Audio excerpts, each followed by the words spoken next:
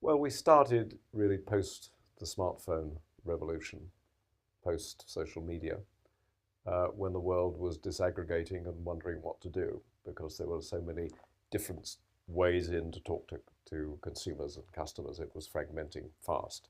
So we saw an opportunity to bring together specialists within the digital world who were very good but very narrow in what they did.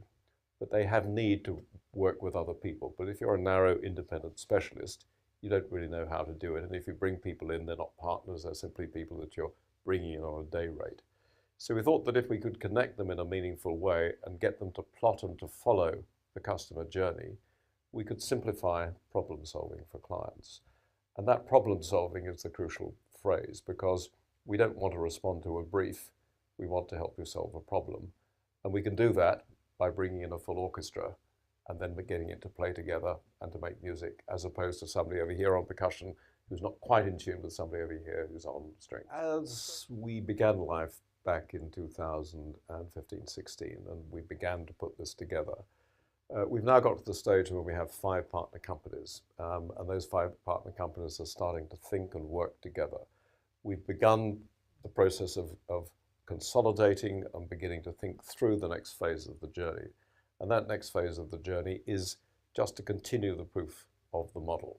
So we've moved 2 of the partners into a building which is the same building as Agenda 21.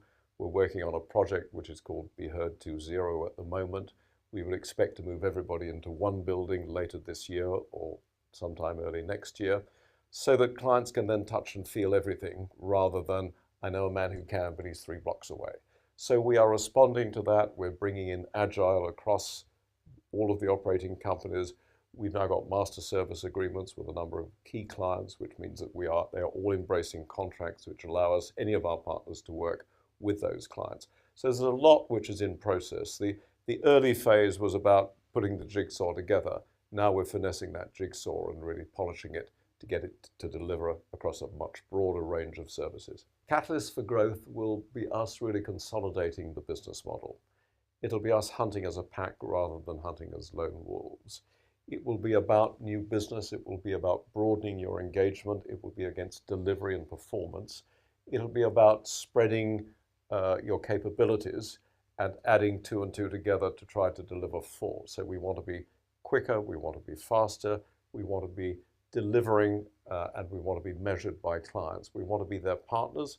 And if we get that right, and it is beginning to happen, we are getting invitations to pitches Be Heard, then I think we'll be making great music going into 2019. I think from a shareholder perspective and from my own, I think the P&L demonstrated proof of concept. We had good revenue growth, strong like-for-like growth, around 25%.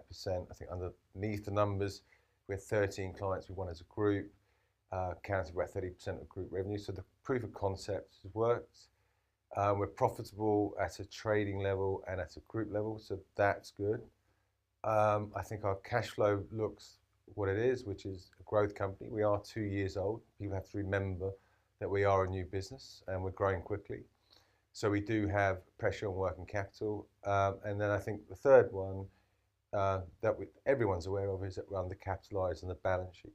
That said, 2018 is just a year of stability, improving the numbers and meeting market estimates. I think there's strong sentiment in terms of our support with shareholders, that want us to deliver the 4 million target EBITDA for this year.